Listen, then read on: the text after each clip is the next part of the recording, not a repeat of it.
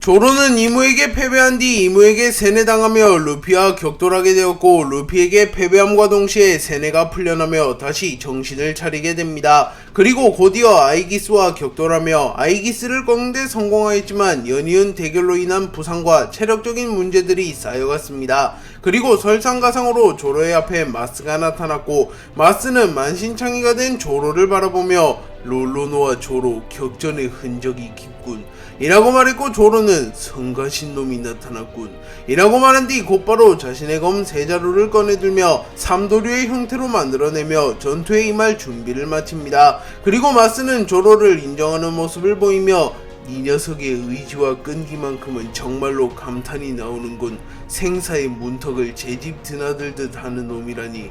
이 녀석이 세턴을 대신한 별이 되었다는 소식을 들었는데 그것이 사실인가? 라고 물었고, 마스는 잠시 전 퀘이사와의 만남에서 퀘이사가 자신에게 세턴이 오로성 지위를 박탈당하며 목숨을 잃었고 조로가 새로운 오로성이 되었다는 허무맹랑한 소리를 해준 것을 기억해내며 조로에게 물어보았고, 조로는 기억을 잃긴 했다만 내가 오로성이 된 적은 없다. 니놈들이 뭐라고 지저댈지 몰라도 적어도 난 처음부터 끝까지 밀짚모자일당이었다 라고 말했고, 마스는 세턴의 견문색 패기가 감지되진 않는다만 설마 이무님께서 세턴을 버렸을 리는 없을 테지 라고 말하며 설마 이무가 오로성 중 하나인 세턴을 버렸을 리 없다고 현실 부정하는 모습을 보이며 퀘이사가 자신에게 혼란을 주기 위해 거짓말을 했다고 착각하는 모습을 보입니다.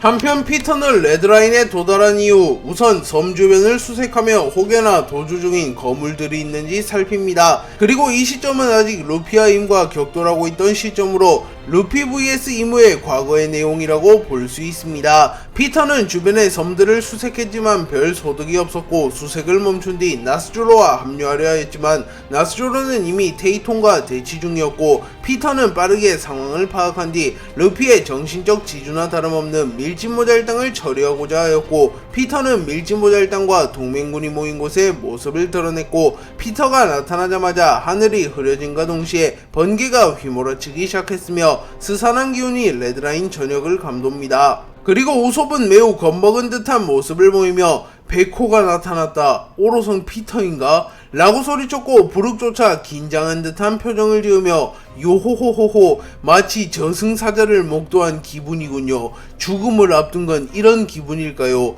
물론 한번 죽어봤지만 말입니다. 라고 말했고, 피터는 밀짚모자, 롤로노와 조로, 검은 다리는 보이지 않군. 어중이 떠중이들에겐 관심 없다. 내가 노리는 건 전쟁의 판도를 뒤바꿀 걸물뿐 이라고 말한 뒤 테이톤을 피해 대피한 시라우시를 노려 공격합니다. 하지만 그 순간 징베가 나타나 피터의 턱에 어인공소를 적중하였고, 징베는 시라우시 공주를 공격하게 놔둘 것 같으냐 라고 소리쳤고, 피터는 불쾌한 듯한 표정을 지으며 징베, 이 일을 저버리고 악의 편이 된 쓰레기 주제에 배신자에 대한 처벌도 필요했나 보군 이라고 말한 뒤 곧바로 징베를 향하여 강력한 번개를 떨궈버립니다. 하지만 그 순간 섬 전체가 움직이는 듯한 착각이 들 만큼 거대한 생명체가 나타나 피터의 번개를 막아섰고, 이내 즈니샤가 모습을 드러냈고 즈니샤와 피터의 본격적인 대결이 시작됩니다.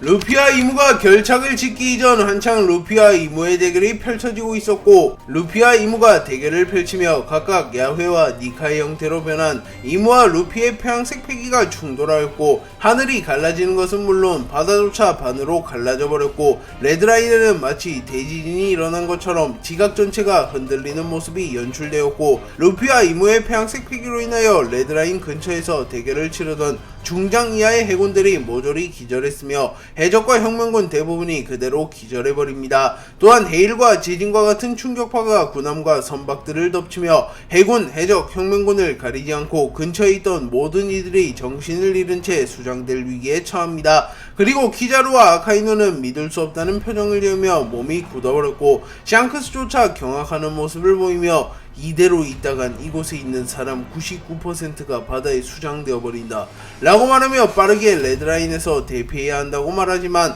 벤베크맨을 제외한 모든 빨간머리 해적단의 선원들이 기절했기에 현실적으로 샹크스 혼자 모든 이들을 옮길 수 없었고, 현재 레드라인에서 멀쩡히 움직일 수 있는 인물은 극소수였으며 그 극소조차 해일과 지진과 같은 충격파로부터 정신을 잃은 이들을 구해낼 방법은 없었습니다. 다만 다행히도 스모커가 뭉게뭉게 열매의 능력을 사용하여 해군과 해적, 혁명군을 최대한 살려내려 했지만 스모커의 능력만으로는 모든 해군과 해적, 혁명군을 살리기란 불가능했고 스모커는 해군을 위주로 뭉게구름을 만들어 살려내고 있었습니다. 그리고 샹크스는 절망하며 동료들의 죽음을 지켜보고 있었지만 그 순간 하늘에서 용 한 마리가 나타나 패기를 사용하여 지진과 같은 충격파를 멈춰 세웠으며 모래폭풍이 휘몰아치며 정신을 잃은 해적과 혁명군을 모조리 공중에 떠오릅니다. 또한 넓게 펴진 실이 공중에 뜬 해적과 혁명군을 모조리 캐치한 뒤 근처의 섬으로 옮겨버리는 데 성공했고 샹크스는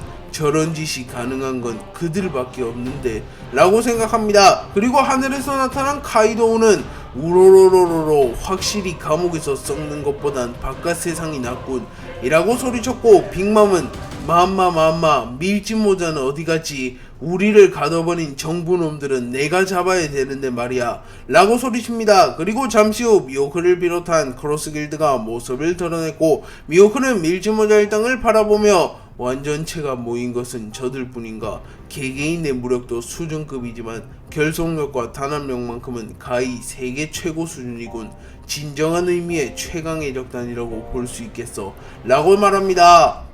카이도우와 빅맘은 공중에서 갑작스럽게 등장한 이후 곧바로 무장색 피규어와 악마의 열매 능력을 사용하여 해적들을 지켜내는 데 성공하였고 샹크스는 조금은 당황한 듯한 표정을 지으며 카이도우, 빅맘, 거기에 크로스길드까지 분명 저들은 임펠다운에 수감되었을 텐데 라고 말했고 그 순간 미호크가 레드포소에 안착하며 버기 녀석 생각보다 더 신기한 놈이더군.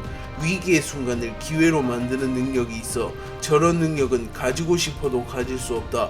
적어도 내가 본 녀석 중 저런 능력을 타고난 녀석은 해적왕 골디로저와 몽키디 루피 그리고 버기뿐이다 라고 말하며 버기가 운을 몰고 다닐지언정 그것이 버기만의 능력임은 부정할 수 없다고 평가하며 버기를 인정하는 모습을 보입니다. 그리고 샹크스는 미소를 지으며 과거 로저의 적단 시절을 떠올렸고 어린 시절의 버기와 샹크스가 티격태격대며 싸우고 있었습니다. 샹크스는 짧은 회상을 마친 뒤 아직 루피와 이무가 최후의 전쟁을 끝내지 못했다.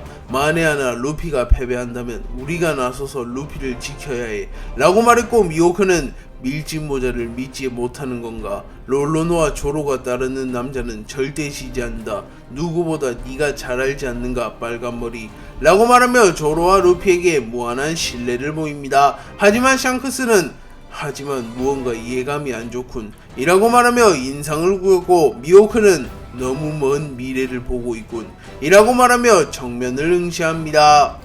카이도우와 빅맘이 한 차례 해적들을 보호하는 데 성공하였고 혁명군은 카이도우, 빅맘 덕분에 살았다. 이 은혜는 잊지 않겠어 라고 소리쳤고 빅맘은 기뻐하는 모습을 보이며 맘마 그렇다면 바솔로미 쿠마를 우리 쪽에 시집 보내라고 버커니아족, 루나리아족, 거인족은 언제나 환영이라고 라고 말했고 카이도우는 시끄럽다 링링 노닥거릴 때가 아니라고 밀짚모자는 아마도 저 위에서 전투를 벌이고 있겠군. 조이보이의 싸움을 방해할 생각은 없다. 나를 꺾은 자라면 이무라는 녀석도 꺾을 테니 난 여기서 밀짚모자가 이무를 꺾는 것은 기다린다. 그 이후 내 손으로 직접 밀짚모자를 꺾으며 수모를 감다 라고 소리쳤고 그 순간 카이도우의 패기가 레드라인에 퍼졌고 빅맘에게 감사 인사를 하던 혁명군의 다수가 기절해버립니다. 그리고 카이도우는 겉으로는 루피를 여전히 경계하는 것처럼 보였지만 실상은 카이도우는 루피를 걱정하는 모습을 보였고 내심 루피가 이무를 꺾기를 응원하는 모습을 보입니다. 그리고 그 순간 카이도우는 견문색 패기를 통하여 마리조아의 잔해 속에 묻혀진 자신의 딸 야마토의 패기를 감지하게 되었고 카이도우는 분노하는 표정을 지으며 야마토 이 무슨 추한골인가 라고 말합니다. 참고로 야마토는 샴록에게 당해 쓰러졌고 아직도 정신을 차리지 못한 상태였기에 루피와 이무의 대결로 인하여 마리조아가 붕괴되며 잔해에 파묻혀 목숨만을 겨우 부지한 상태였습니다.